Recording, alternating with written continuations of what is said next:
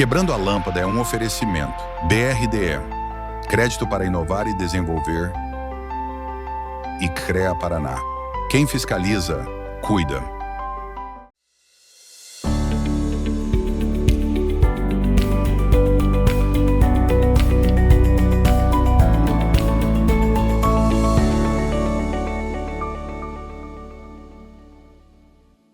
Tudo bem, meus nobres? Começa agora o Quebrando a Lâmpada, o programa que fala sobre inovação e case de sucesso para quem quer pensar fora da caixa e transformar ideias em realidade. Este programa é um oferecimento do BRDE, Banco Regional de Desenvolvimento do Extremo Sul, que há mais de 6 décadas atua como um grande parceiro do crescimento sustentável da nossa região. O BRDE apoia projetos que geram inovação, fortalecem o agronegócio, impulsionam indústrias, comércio, cultura e ajudam municípios a se desenvolverem. Sempre com o crédito inteligente para quem sonha e faz acontecer. Também do CREA Paraná, o Conselho Regional de Engenharia e Agronomia do Paraná, que fiscaliza e garante que obras, serviços e projetos sejam conduzidos por profissionais habilitados com ética e responsabilidade. O CREA Paraná protege a sociedade, valoriza a engenharia, a agronomia e as áreas tecnológicas, além de apoiar o desenvolvimento profissional e a inovação que transformam o Paraná. Também do Bioparque, que é um parque tecnológico que une educação, pesquisa e negócios, criado pelos fundadores da Prate Dona Duzi. É um ambiente para morar, estudar, empreender e inovar. O Bioparque, um ecossistema que transforma o futuro.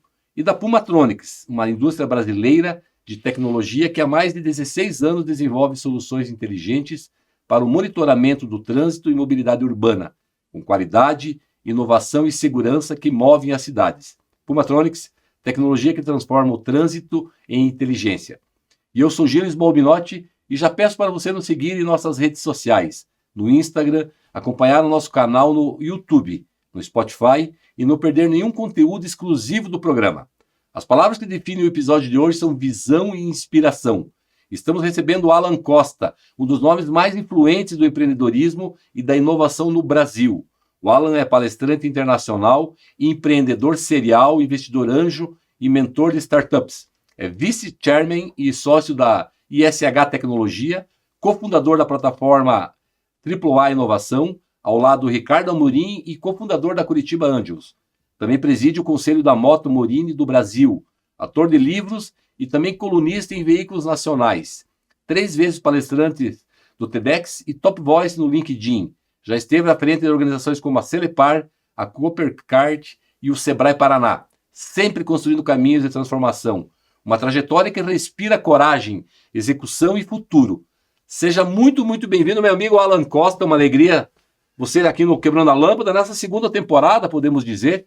Tu já esteve conosco na primeira, com inspirações fantásticas, né, com a sua jornada empreendedora, inovadora, as suas viagens, tem uma conexão muito grande com isso também, os livros que tu escreveu. Muito, muito obrigado, meu amigo. Seja bem-vindo ao Quebrando a Lâmpada aqui na nossa segunda temporada. Eu é que agradeço pela oportunidade de estar aqui e eu gosto de vir aqui porque quando você me apresenta, eu pego esse corte e mando para minha filha, para minha mulher, que é para eles acharem que eu faço tudo isso mesmo, que isso tudo, enfim. Mas obrigado pela generosidade aí da forma como você me apresentou. É sempre um prazer estar aqui. Você é um cara que também é inspirador. Posso dizer que já senti diferença da primeira para a segunda temporada. O Gilles está cada vez mais desenvolto aí nesse papel de entrevistador, de host do programa. Então é um privilégio estar aqui com você. Bacana, obrigado, te agradeço. A gente vai aprendendo, né? Isso que é importante, né? A gente vai aprendendo com a jornada, dia a dia. E as pessoas que têm vindo aqui, Alan, sabe, têm trazido essa inspiração, que é o principal, um dos propósitos do nosso Quebrando a Lâmpada. E as pessoas têm me retornado, né? Do Brasil todo, Alan, e até fora do Brasil, dizendo assim, que legal, as pessoas estão empreendendo a partir do que elas estão ouvindo aqui no programa Quebrando a Lâmpada. Que legal. Eu lembro na primeira temporada contigo, e foi muito legal, a gente até fez um corte na época, a quantidade de lâmpadas que tu criou, que tu quebrou, e transformou ideias, né, em ações concretas, e, sabe, sempre realizando, né, resolvendo problemas. Mas para a gente iniciar, a gente tem aí um padrão inicial do nosso bate-papo.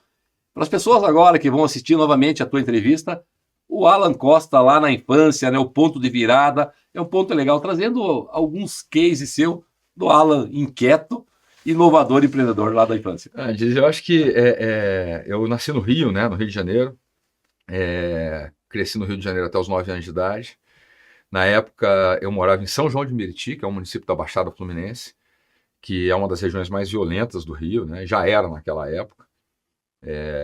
Me lembro, enfim, eu tenho excelentes memórias, apesar da dificuldade que era, sabe? Porque era uma rua de terra, né? No Rio de Janeiro, você imagina uma rua de terra, esgoto correndo a céu aberto, era uma coisa bem precária, assim. E meu pai, na época, recebeu um convite para se mudar para Jacarezinho, cara, aqui no interior do Paraná, você conhece bem, município pequeno, 40 mil habitantes. E como eu, na época, tinha 9 anos, meu pai começou a pensar, pô, daqui a pouco o Alan vai chegar na adolescência, vai começar a querer sair de casa, nesse lugar violento e tal, vamos para Jacarezinho. Nós saímos do Rio de Janeiro para ir para um sítio, cara. Minha mãe chorava 24 horas por dia, mas foi o melhor período da minha vida, porque dos 9 aos 11 eu vivi num sítio, cara, fazendo o que se faz num sítio. Subindo em árvore para pegar fruta, correndo de vaca, pulando cerca, pescando e nadando no rio. Cara, era, assim, absolutamente maravilhoso. Mas aí eu tinha que estudar, evidentemente, no sítio não tinha escola, eu tinha que ir para a cidade era um pouco distante, 25 quilômetros, e aí nós nos mudamos para a cidade, num certo ponto, então eu vivi em Jacarezinho dos 11 aos 16, que também foi maravilhoso, andava na rua a qualquer hora, minha mãe nessa época não tinha celular, né? Então você imagina, né? Minha mãe não estava nem aí onde eu estava, porque tinha segurança, tinha liberdade, né? Então eu acho que tudo isso foi, de certa maneira, moldando a minha personalidade e, de certa forma, eliminando eventuais limites que eu pudesse ter. Eu uso muito a frase de que a única coisa que pode te impedir de chegar aonde quer que seja são as suas referências. E eu, de certa forma, cresci tendo referências de que, cara, tudo que eu posso, tudo que eu quero fazer, eu posso fazer. Então, por que na idade adulta tem que ser diferente, né? Aí, aos 16 anos, eu vou para a faculdade, e essa é uma história interessante também, né, para quem está nos assistindo nessa linha de inspiração, porque eu terminei o ensino médio no Colégio Estadual Rui Barbosa. E eu fiz um único vestibular na vida. Na verdade, eu fiz 2. Depois, quando estava me formando, eu fiz um segundo, mas acabei não entrando porque eu vim para Curitiba. Mas eu fiz um único vestibular nessa época, não porque eu achasse que eu ia, só posso fazer um, não. A única possibilidade que eu tinha era fazer um, que era o que meu pai podia pagar. Não tinha a opção de fazer vários vestibulares e tal, eu estudava em colégio público, e eu tinha consciência de que o estudo era o que ia me tirar daquela situação de dificuldade. A casa que a gente morava em Jacarezinho era uma casa de menos de 40 metros quadrados, sem telhado, só tinha laje, sem reboco. De novo, uma situação que assim, nunca passei fome, não tem essa coisa de ter passado dificuldade nesse nível, mas era uma vida difícil. Eu me lembro do meu pai o tempo todo, sabe, fazendo conta do cheque especial, como é que vai ser, e não tem mais dinheiro, isso e aquilo. Então, e meu pai, ao mesmo tempo, sempre me ensinou que o estudo é o que podia me tirar daquela situação, e eu acreditei nisso. Então, meus amigos, boa parte deles veio para Curitiba na época fazer cursinho, e eu fiquei lá no Rui Barbosa. E aí eu pedi a eles que sempre que eles encerrassem uma apostila, porque na época o ensino era apostilado dos cursinhos, eu acredito que seja até hoje, sempre que você terminar uma apostila, manda para mim que eu vou estudar com essas apostilas aí. Eles mandavam pelo correião, chegava lá no Princesão do Norte e tal, e eu estudava com as apostilas deles. E muitos deles não passaram no primeiro vestibular que fizeram, e eu passei no primeiro. Por quê? Porque, cara, aquilo era a minha vida. Eu não tinha a opção de falhar naquele negócio, porque senão eu estava me condenando a passar o resto da vida naquela situação que meu pai me preparou para sair dela. Meu pai não me deixou rigorosamente nada, porque não podia deixar. Mas ele me deixou a coisa mais preciosa que eu acredito que um pai e uma mãe podem deixar para um filho. Eles me deixaram valores, princípios e a certeza de que eu posso não ser melhor do que ninguém, mas não tem ninguém melhor do que eu.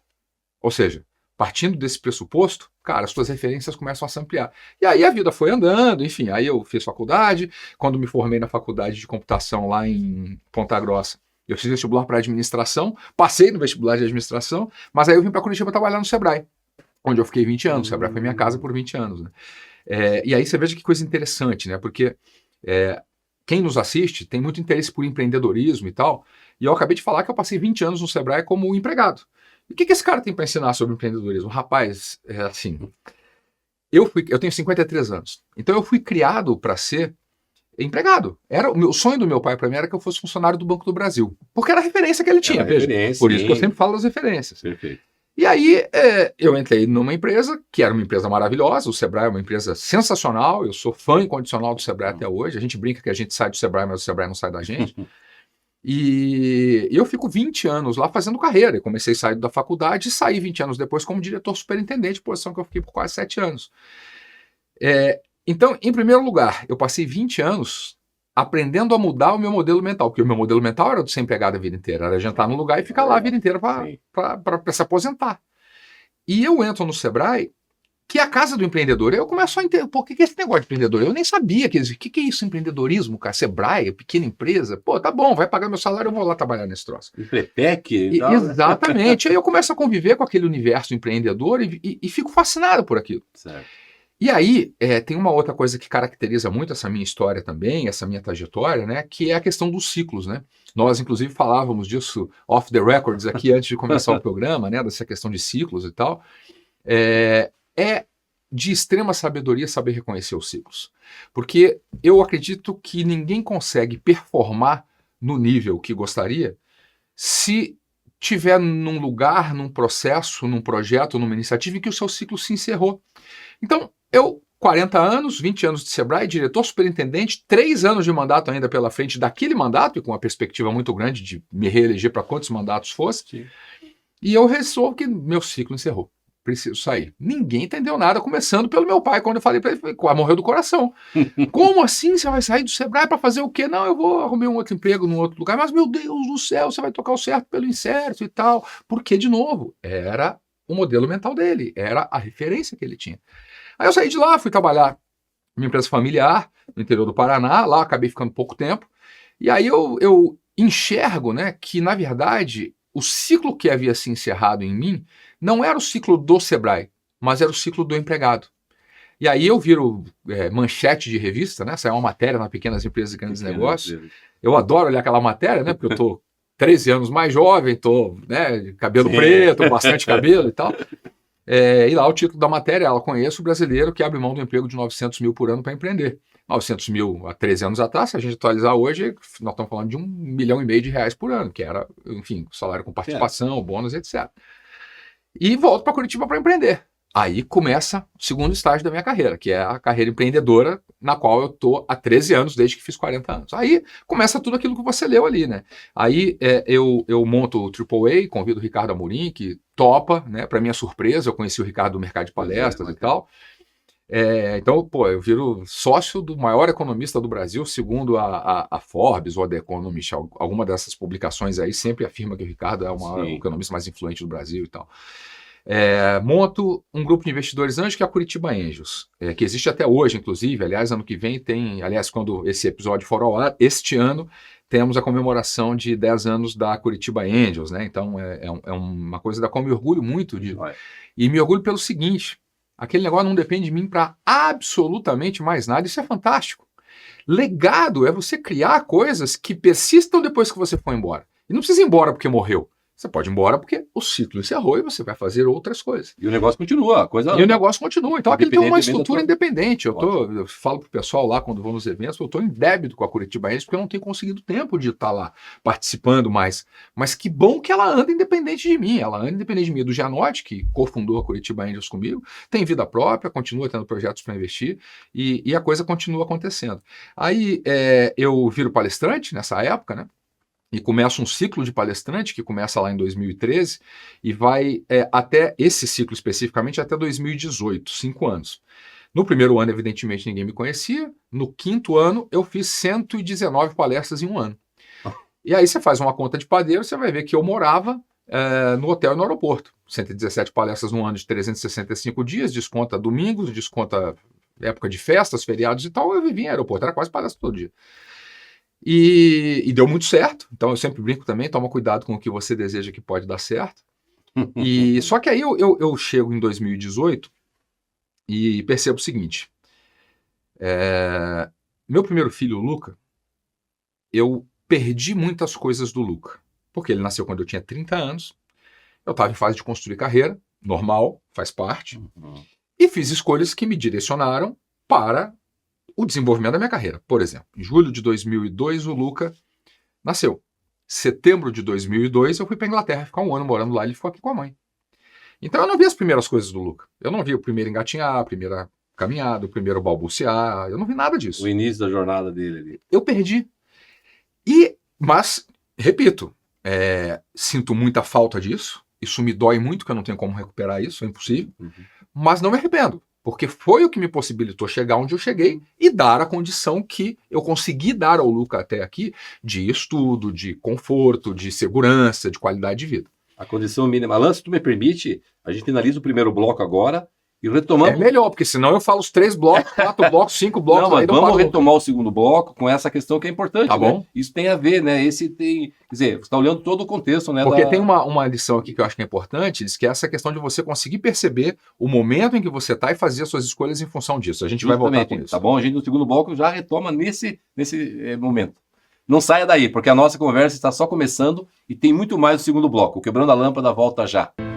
Cada vez que você volta do trabalho, que você se alimenta, cada vez que você viaja sozinho ou com a família, pega um ônibus, carro ou avião, sobe ou desce de elevador, cada vez que você pensa em qualidade ou na segurança de tudo aquilo que é produzido na cidade, no campo, nas indústrias ou em tudo ao seu redor, em cada um desses momentos, existe o trabalho de milhares de engenheiros, geocientistas e agrônomos que, em conjunto com o CREA Paraná, são responsáveis por produtos ou serviços cada vez mais presentes no seu dia a dia. Há 91 anos é assim. CREA Paraná. Quem fiscaliza, cuida.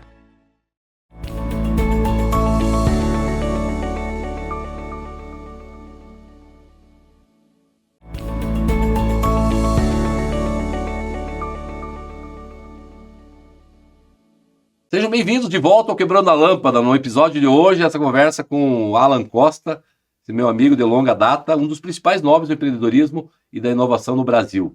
O Alan, que é empreendedor serial, investidor anjo e sócio e vice-chairman da ISH Tecnologia, cofundador da AAA Inovação e da Curitiba Angels, além de presidente do conselho da Moto Morini do Brasil.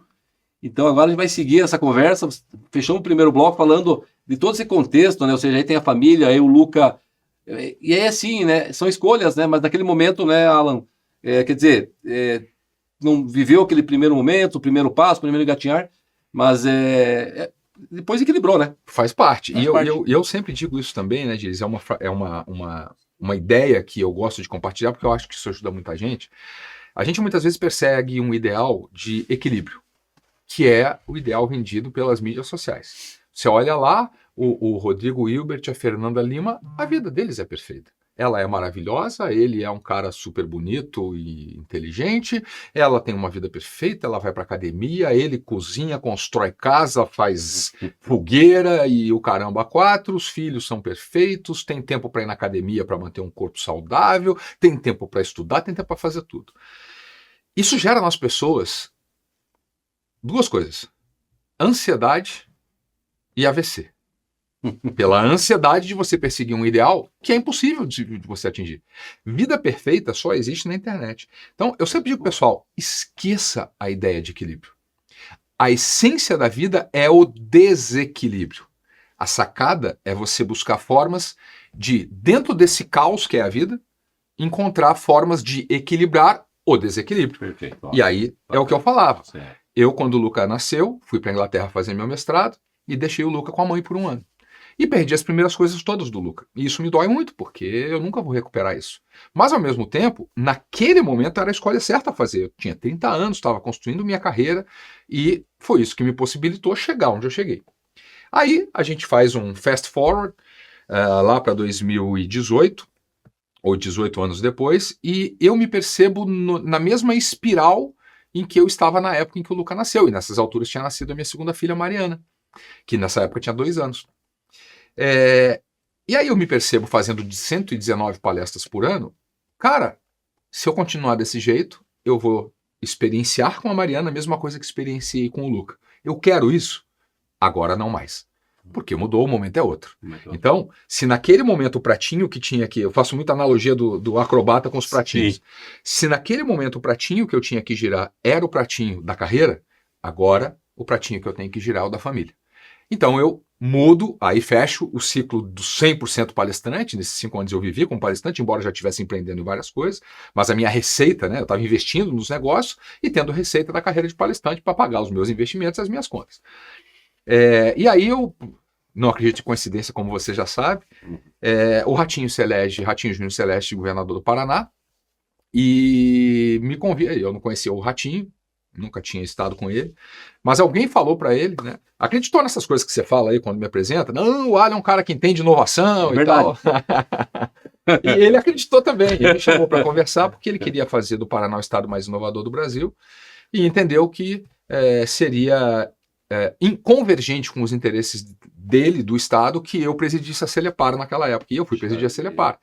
Aí Primeiro mandato lá. Primeiro mandato do Ratinho, exatamente. Legal. E aí eu fecho o ciclo do Alan 100% palestrante, mas não fecho o ciclo de palestra, por quê? Porque eu adoro fazer isso, cara. Eu tenho mensagens que eu vou colecionando no bom sentido, não é porque é uma coleção de mensagens, mas porque são coisas que me lembram do quão importante para algumas pessoas pode ser o que eu faço. Então, vou dar o exemplo mais extremo, eu tenho uma mensagem de uma moça que me escreveu em rede social depois de uma palestra, que me disse que entrou na minha palestra com pensamentos suicidas. E ela saiu da minha palestra entendendo que só dependia dela encontrar um caminho para sair da situação difícil que ela estava e mudar o jogo da vida dela. Que bacana. Então, cara, isso foi maravilhoso. Não tem preço.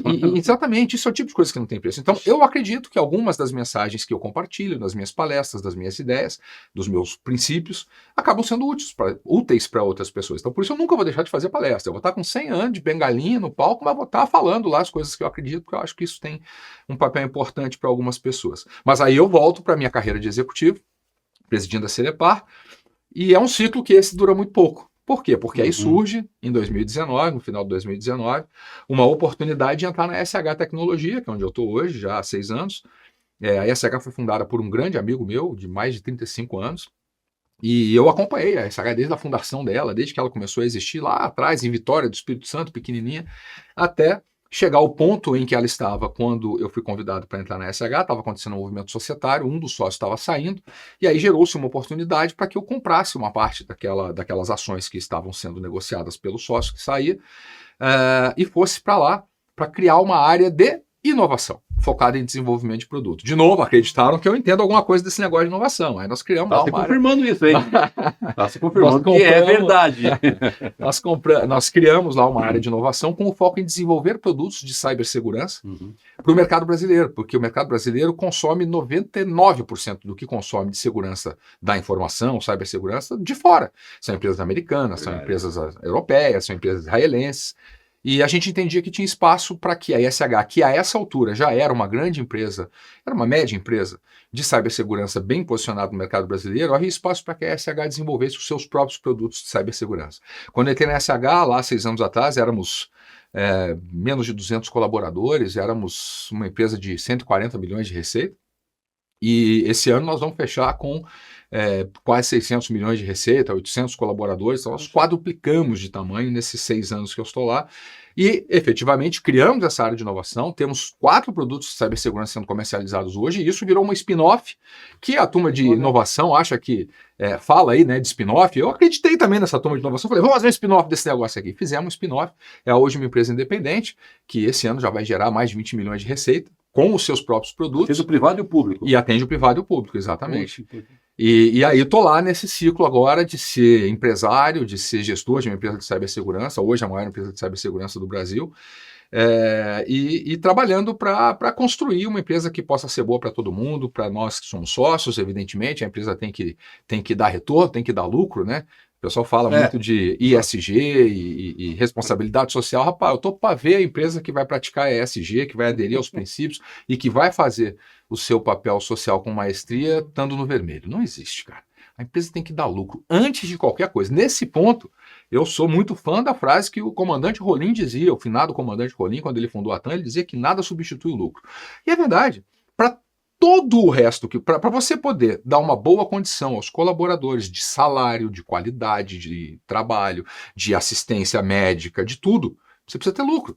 Para você fazer o seu papel social, devolver para a sociedade um pouco do que a sociedade está te dando, você precisa ter lucro. Para que os empresários continuem investindo nos seus negócios, eles precisam ter lucro, porque senão por que eles vão investir o dinheiro deles? Ninguém é maluco, ninguém empreende porque é bonito. Ter lucro não é pecado.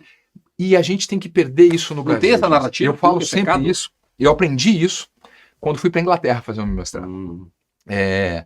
Eu percebia que as pessoas falavam das suas conquistas materiais e não eram julgadas por isso, ao contrário. As pessoas celebravam isso. Puxa, troquei meu carro, comprei o carro dos meus sonhos e tal. Pô, que bacana, que legal, todo mundo celebrava isso.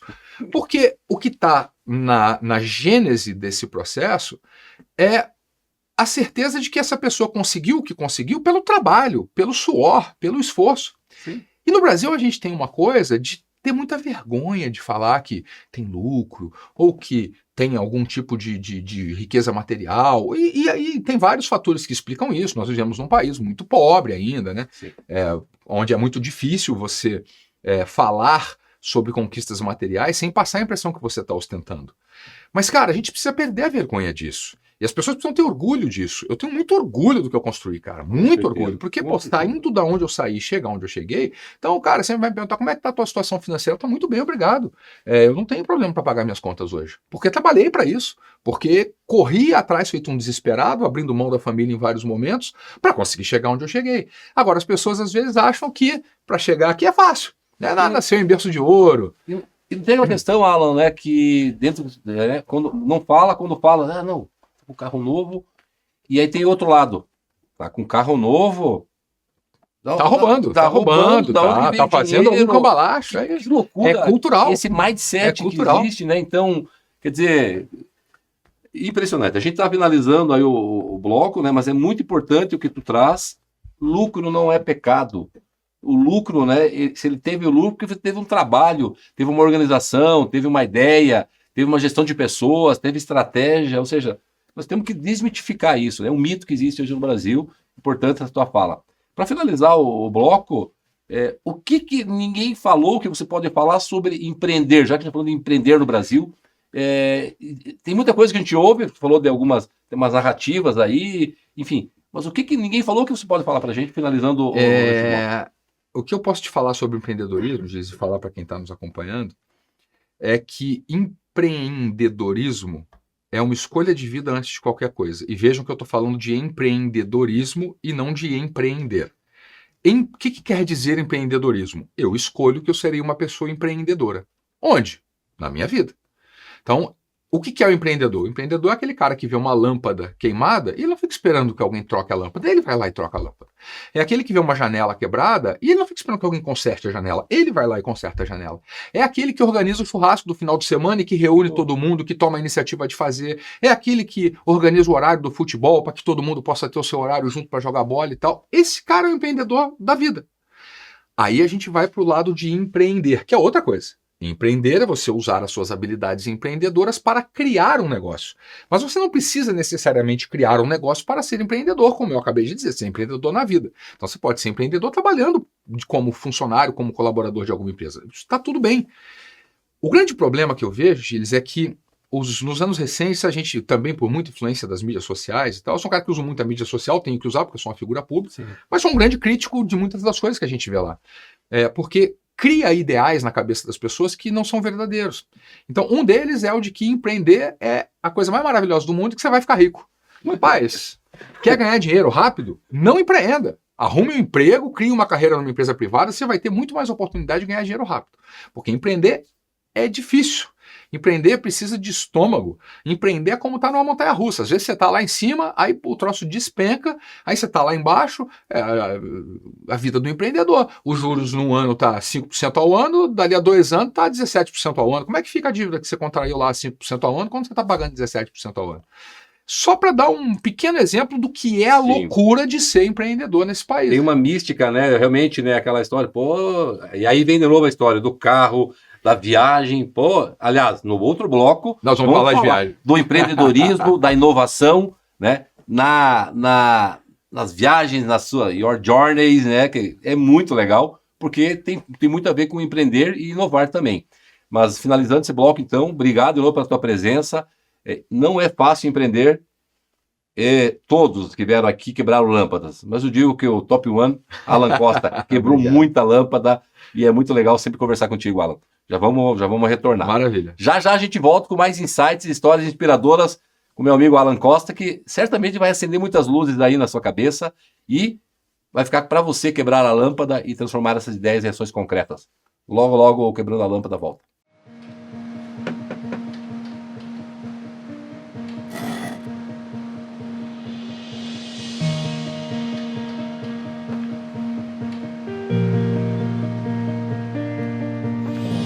É bom saber que nos momentos que mais precisamos, temos o parceiro certo. Ou mais de um parceiro, né, filhão? BRDE, o banco que está sempre um passo à frente, é o mesmo que está sempre ao seu lado.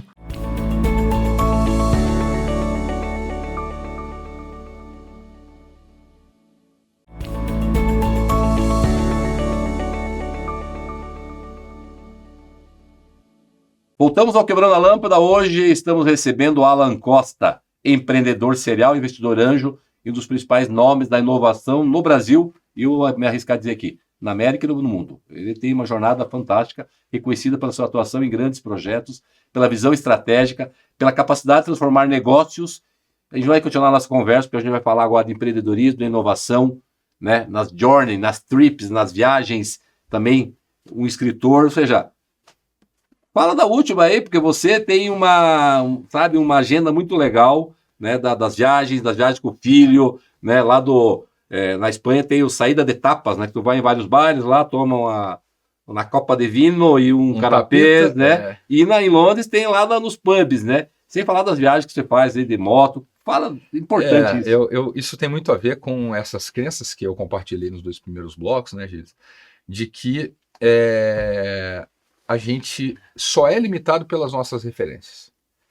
E a gente não pode almejar aquilo que não conhece. Eu sempre digo isso.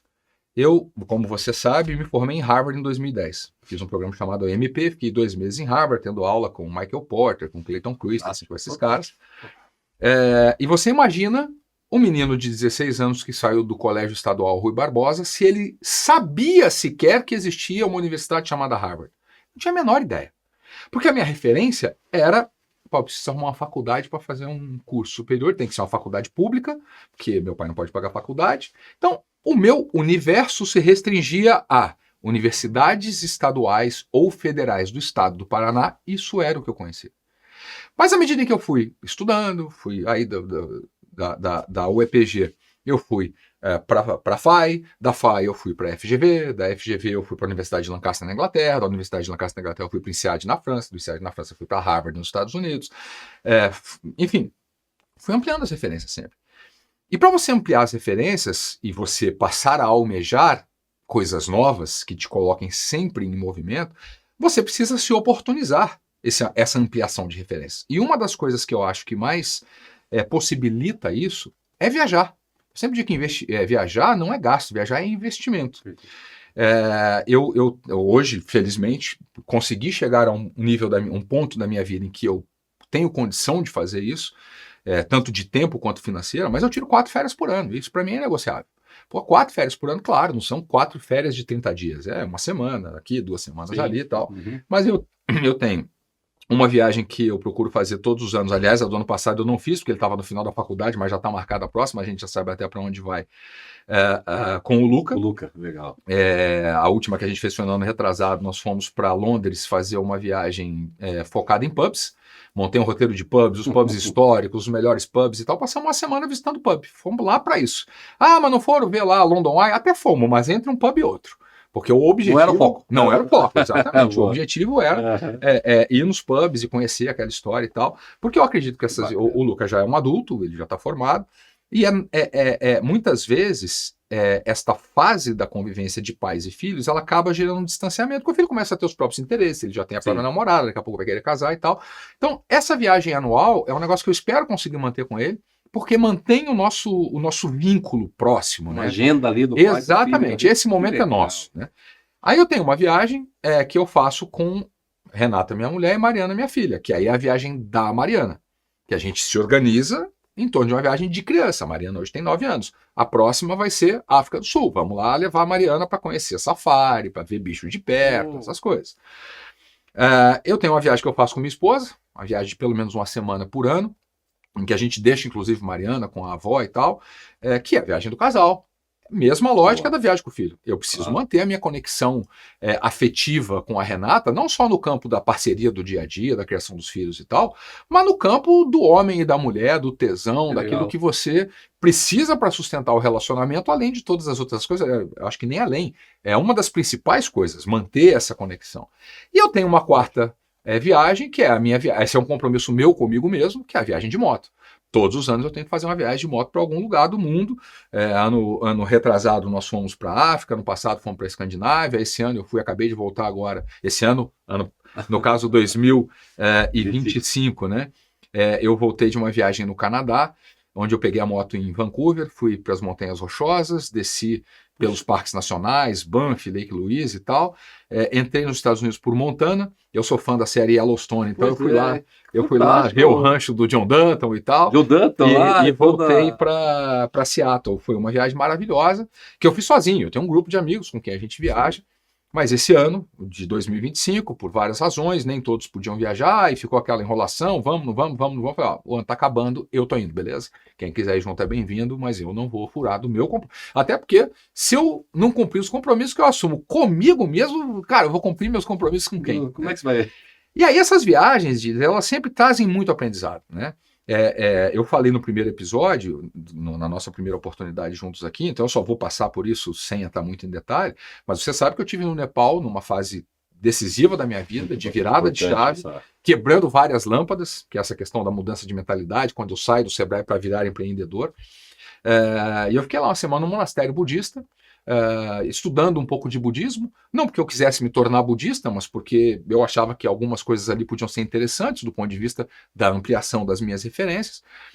Fiquei lá com os monges e tal, aprendi a meditar nessa época. Eu sempre brinco que foi onde eu aprendi a desligar o piloto automático, porque a gente vive no automático. E lá, eu pela primeira vez na minha vida, não tinha preocupação com o trabalho, porque eu estava desempregado. Eu não tinha celular comigo, estava desligado, não tinha computador, não tinha nada. A única coisa que eu tinha para fazer ali era entrar em contato comigo mesmo e reavaliar as minhas prioridades. E aí lá, você também sabe disso, eu escrevi num caderno que eu comprei na loja da porta do monastério. Eu transformei isso num caderno de perguntas. Em cada página do caderno eu escrevi uma pergunta para a qual eu gostaria de ter resposta e não a tinha naquele momento. E a pergunta da primeira página é quem sou eu. Porque naquele momento eu precisava entender o que está acontecendo comigo, por que eu estava insatisfeito, por que eu estava infeliz, por que ser empregado não está funcionando mais para mim, então eu tinha que entrar em contato com isso. E no outro caderno eu escrevi meu obituário. Hoje, 12 de maio de 2072, morreu Alan Costa. Eu imaginei que vou morrer com 100 anos. Na verdade, acho que vou viver até mais do que isso. E aí comecei a escrever a história. Ela nasceu no Rio, aí parte disso que eu contei aqui nos primeiros blocos foi para o papel, só que quando chegou aos 40 anos, dali para trás, eu escrevi o que eu tinha vivido. Dali para frente, eu tive que escrever a história dos 41 que eu tinha na época até os 60, até os 100 anos.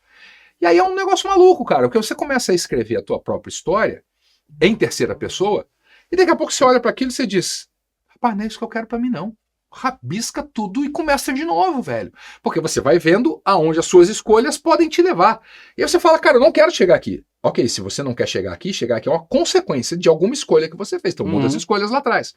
E esse é um exercício que o motociclismo me permite fazer. Uma semana, 10 dias andando de moto sozinho no Canadá. Cara, 8, 10 horas de moto por dia.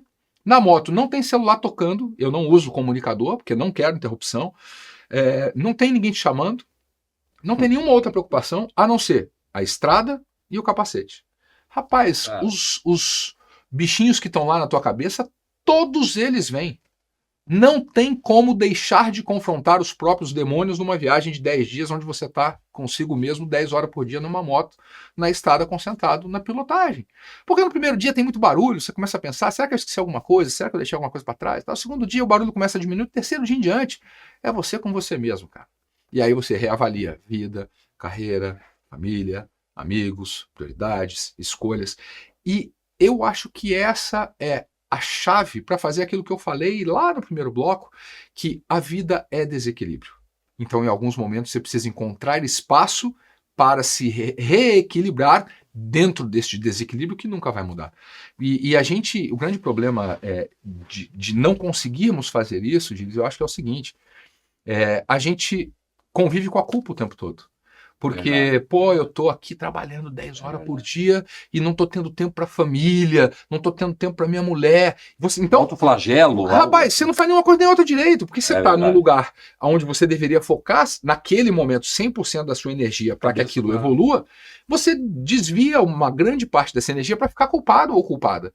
Então, nós temos que eliminar isso da equação. Cara, eu agora estou dedicado aqui porque é isso que eu e minha família precisamos. Aí, agora, estou vendo que eu preciso dar mais foco lá. Então, agora eu vou deixar isso. Também acontece com a culpa. A pessoa sai do trabalho na hora do expediente, 6 horas da tarde, vai para casa e fica culpado, porque ficou todo mundo lá no escritório. Pai, não tenha culpa. Em alguns momentos você vai estar lá até as 10 da noite, em alguns momentos você vai sair às 4 da tarde. Por quê? Teu filho precisa. Essa semana aconteceu uma situação em que eu fui para São Paulo, em compromissos da empresa, e eu tinha 2 dias de programação em São Paulo, sendo que o segundo dia era um dia com parceiros da SH e tal. E no mesmo dia, Mariana tinha uma apresentação na escola, que eles chamam lá de Celebration of Learning, que é uma apresentação de final de ano, que as crianças ensaiam lá uns números e tal, fazem uma feira de ciências e tudo mais. E na véspera de viajar, papai vai viajar e tal, você não vai no Celebration of Learning? Fica inconsolável. Puxa vida, então nem quero ir nesse negócio e tal, não sei o quê, pereré. Eu viajei para São Paulo, cumpri meu primeiro dia de agenda, e o evento de Mariana era no dia seguinte. Quando eu cheguei no hotel 9 horas da noite, falei, cara, eu tô com meus sócios todos aqui em São Paulo. Eu vou ser muito mais sentido do ponto de vista da falta pela Mariana amanhã do que pelos parceiros que estão lá com os meus sócios e tal. Tem internet, antecipei o voo para um voo 6 horas da manhã, mandei mensagem para os meus sócios, eu, por causa disso, eu estou indo para Curitiba, antecipei meu voo, vocês tocam aí o baile com os nossos parceiros, e eu voltei para Curitiba para ver a Mariana. Por quê? Porque neste momento da minha vida, a minha principal prioridade chama-se Mariana. Porque ela está na fase da formação do caráter, da formação da personalidade, e é o lugar onde eu, como pai, tenho condição de fazer mais diferença. Ela está com 9 anos, eu tenho mais uns 3 anos, estourando 4 anos para viver isso. Porque dali para frente, chegou a adolescência, é outra fase. Aí o pai não vai ser mais o herói, e vai doer, hein? A hora que esse momento chegar, porque nessa fase o pai é o herói. E daqui a pouco o pai vai ser o vilão, porque ele não vai querer deixar fazer tudo que faz e tal. Então eu estou me preparando para isso, de uma maneira muito consciente, mas estou aproveitando ao máximo este momento, que é o único momento em que eu posso aproveitar. Que legal, né? Certamente no dia que tu chegou lá e tu olhou para ela, o brilho nos olhos dela, o sorriso papai dela, está aqui. Isso é nada paga. Isso não tem preço. Nada paga. Isso é prioridade. A gente sentadinha ali na arquibancada do ginásio, aí depois foi lá para a Feira de Ciências, mas ela me viu quando a gente estava sentado na arquibancada. Ela pulava, cara. Ela vibrava, fazia coraçãozinho. Quanto vale isso, gente? Não há dinheiro que pague isso. Não tem como mensurar. Então, muito legal a tua história. A gente vai finalizar mais um bloco, o próximo bloco, o último bloco. Eu gostaria que você falasse, trouxesse também esse contato teu com o Christensen e com o Porter, né, Lee Porter, o Christensen, né, o Clayton Christensen, e também falar dos teus livros, tá? No último bloco a gente fala sobre isso e sobre o futuro. Maravilha, legal. Tá ótimo. Então a gente está encerrando aqui o nosso bloco e o Quebrando a Lâmpada volta já. No setor madeireiro, a Milpar apostou na inteligência artificial para prever falhas e otimizar a produção na serraria. O desafio foi transformar dados em decisões inteligentes. A solução foi desenvolvida junto à startup Futurai e já mostra resultados reais em produtividade e manutenção preventiva. E ela veio com uma proposta muito robusta e madura para fazer um desenvolvimento bacana junto com a Milpar, né? Então eles não trouxeram só uma situação de monitoramento, e sim uma proposta de solução de problema. Então a gente realmente agora está nessa fase de levantar o banco de dados, né, da Milpar, e através desse banco de dados a gente criar um histórico para prever falhas, né? Que é esse o objetivo, e eles deixaram isso muito claro para nós, e a gente pretende levar isso agora a talvez uma POC e realmente um projeto de desenvolvimento e parceria para ver os nossos ganhos nesse sentido.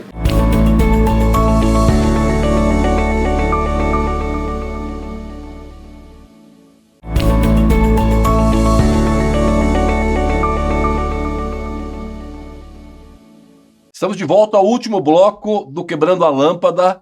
Agora vamos falar sobre futuro. Que pena, é o último bloco com essa conversa inspiradora contigo, Alan Costa. De novo, te agradecer a presença aqui. E tem várias coisas para a gente falar ainda agora para finalizar o bloco. Queria que você falasse, primeiramente, cara, tu esteve na frente do Porter, do Christensen.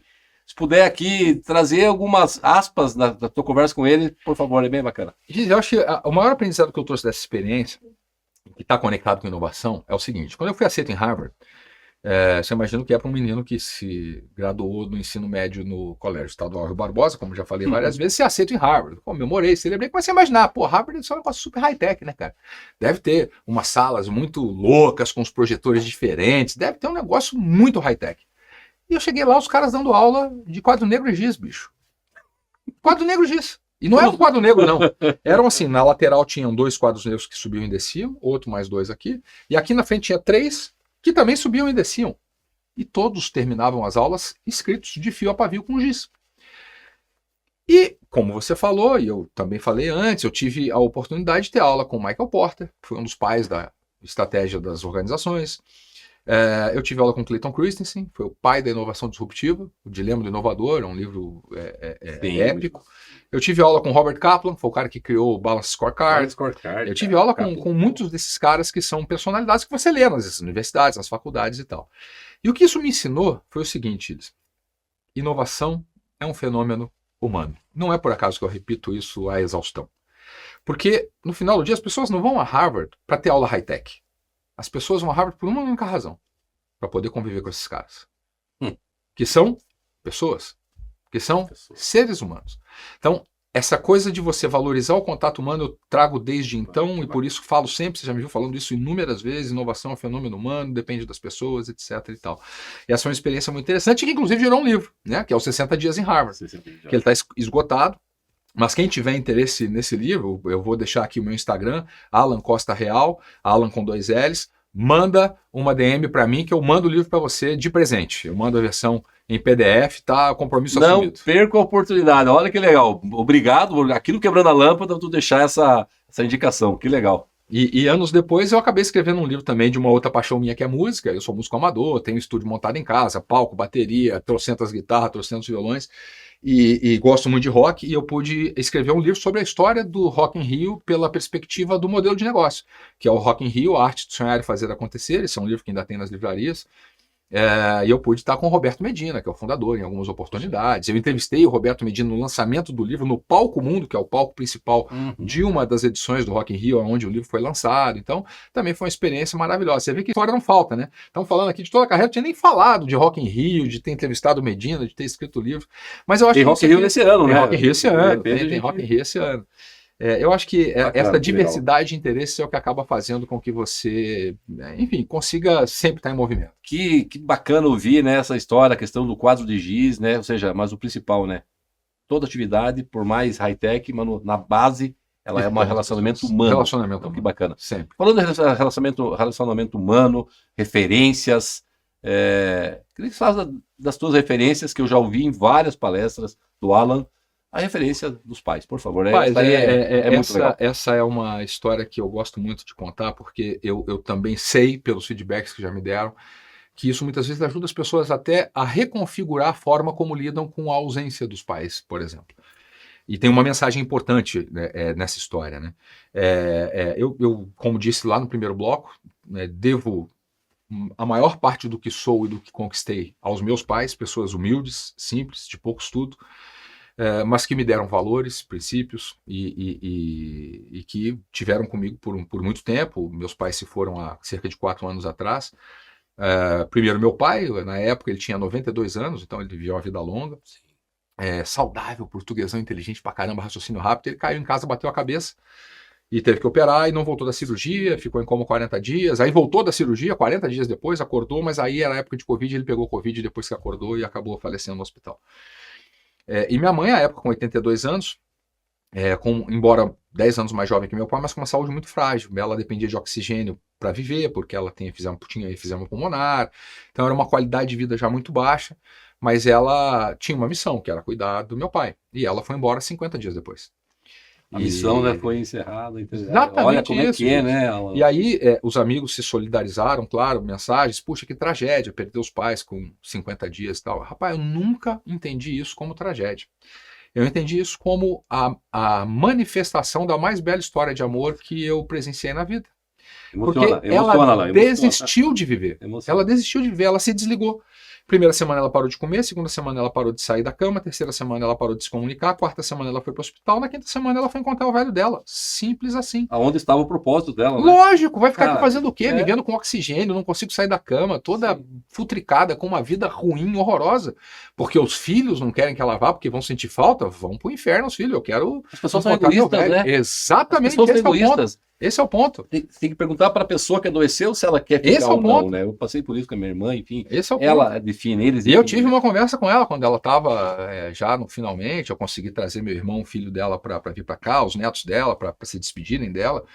E eu disse a ela: mãe, você pode ir a hora que você quiser, querida. Importante isso. Aqui eu vou cuidar do teu legado, vou cuidar de tudo, pode ficar tranquila. Vá em paz, que daqui a pouco a gente se encontra. E ela foi. E aí, algum tempo depois, eu me lembro que eu estava numa posada com Renata, minha esposa, no Nordeste e tal, aquele clima bacana da beira-mar, e ela vira para mim e pergunta: Luciano, como é que tá aí? Teus pais partiram há pouco tempo e tal? Você não sente falta deles? Você fala muito pouco deles depois que eles foram. Você tá tudo bem? Você não sente falta deles? E eu parei, pensei, eu cheguei à seguinte conclusão: eu não sinto a menor falta dos meus pais. Nenhuma falta deles. Mas em compensação, o que eu sinto de saudade eu não consigo colocar em palavras. Dói. Não tem um dia desses 4 anos desde que eles se foram que eu não lembro deles com saudade por alguma coisa. E aí, para quem está nos assistindo, né? Alan, mas qual é a diferença entre sentir falta e sentir saudade? Eu explico. Sabe do que você sente falta? Do que você não viveu. Simples assim. Se eu não tivesse ido à apresentação de Mariana que eu contei no bloco anterior nessa semana, eu ia sentir falta disso pro resto da vida. Eu sinto uma falta brutal das primeiras coisas do Luca, porque eu perdi e nada traz isso de volta. Mas quando você vive o que tem que viver, na hora que a oportunidade se apresenta, no momento em que a oportunidade está disponível, cara, você não tem motivo para sentir falta, porque você viveu o que tinha que viver, quando tinha que viver. Eu vivi do lado dos meus pais, do Orlando e da Ruth, tudo da maneira mais intensa possível. Foi no ombro deles que eu chorei quando fui aceito em Harvard para comemorar. Foi com eles que eu celebrei o nascimento do meu primeiro filho, o nascimento da minha segunda filha. Foi por eles que eu tive presente quando eles precisaram de mim no final da vida, quando a relação se inverte, o filho passa a ser o pai dos pais, de certa maneira. Eu tive lá quando eles precisaram de mim. Então eu não tenho razão para sentir falta. E aí isso traz uma mensagem muito poderosa, que é a seguinte: primeiro, as coisas têm um significado que você dá a elas. Se eu tivesse dado um significado de tragédia, da partida de minha mãe 50 dias depois, teria sido uma tragédia. O significado que eu escolhi dar foi de amor. E isso me deixou em paz e com uma sensação de leveza com a partida deles, por mais paradoxal que isso possa acontecer. E em segundo lugar, o que gera realização, o que gera satisfação, o que gera legado é a ação. A ação é o que transforma. A ação no momento em que ela tem que acontecer, do não deixar para depois. Porque a gente posterga tudo, né? Ano que vem eu vou emagrecer, no ano seguinte eu vou parar de beber, no terceiro ano eu vou...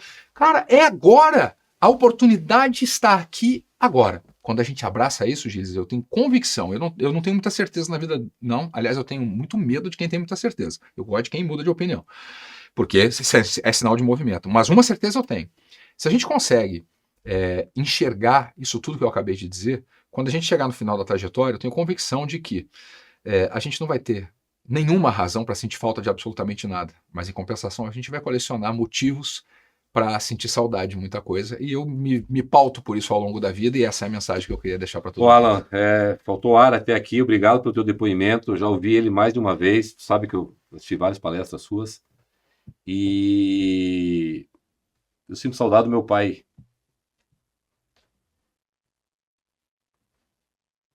Do Gentil Bobinotti, da minha irmã Jusseli, e você me estimulou a isso. Minhas referências, sabe? Do meu... Continuam contigo. Meu tio Careca Bobinotti teve um infarto, que me ajudaram desde que eu vendia picolé fofinho. Continuam contigo, orgulhosos de tudo que você está fazendo aqui. Sinto saudades. Obrigado por aflorar isso, né?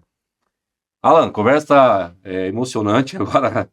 entrou num pico, né, de emoção, mas que mostra muito essa a importância das referências, né? A referência dos pais. Então, é emocionante a tua história. Sempre que eu ouço, isso ficou muito forte para mim. Entre a diferença entre sentir falta e ter saudade.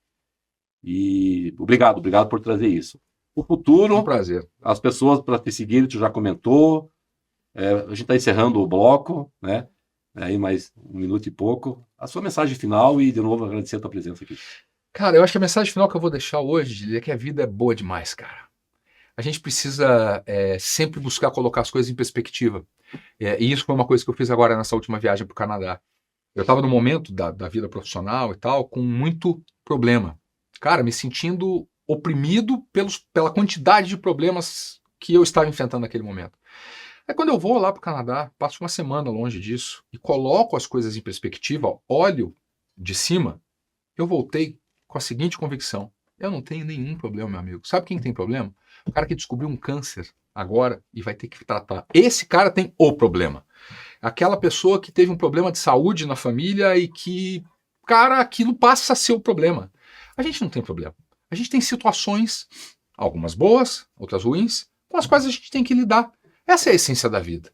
Então, a mensagem que eu quero deixar é que tudo isso que a gente falou muito de empreendedorismo, de empresa, de carreira e tal, mas o que está no âmago dessa coisa toda é, no meu caso, uma vontade incontrolável de viver na maior intensidade possível.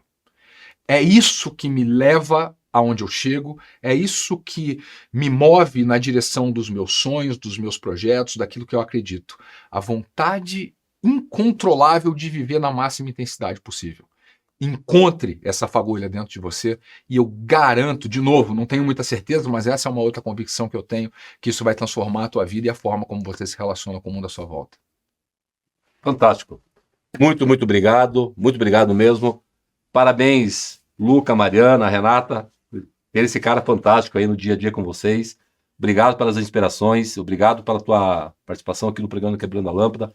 Nem precisa falar, né? Já está convidado aí para uma próxima bate-papo, você contar das próximas aventuras. E te agradeço de verdade mesmo, né? Certamente tu inspirou muita gente, trouxe temas que estão todos conectados, né? A inovação com o empreendedorismo, com a referência, com os pais, com a emoção e com o querer fazer e com o viver hoje, né? Tu deixou muito claro isso, né? O viver hoje. Eu espero que tenha sido útil, que vocês tenham gostado e até a próxima. Com certeza, te agradeço demais. Obrigado a todos que acompanharam aqui. Um agradecimento especial à minha mãe, Joraci Balbinotti, que eu amo tanto e que sempre me dá força. E a todos que acompanham o episódio Quebrando a Lâmpada. Obrigado de novo, Alan Costa, a você que nos acompanhou até aqui e a todos que acompanharam até aqui. Esse que é o programa do oferecimento do BRDE. Obrigado, BRDE, de coração, por acreditar nessa ideia do Quebrando a Lâmpada, né? O BRDE que tem o crédito para inovar e desenvolver. O CREA Paraná, obrigado, CREA Paraná, estar conosco nessa jornada. O CREA que fiscaliza, que quem fiscaliza cuida. E o Biopark, um ecossistema que transforma o futuro. E a Pumatronics, que construindo o futuro com o trânsito cada vez mais inteligente. Não deixe de nos seguir nas redes sociais, acompanhar nosso canal no YouTube, no Spotify. Até o próximo episódio e continue pensando fora da caixa, quebrando lâmpadas, resolvendo problemas, sabe? E o principal, atingindo essas metas de realização pessoal e o principal, sendo feliz. Quebre a sua lâmpada, transforme ideias em ações concretas e muito obrigado pela audiência. Até o próximo episódio. Tchau!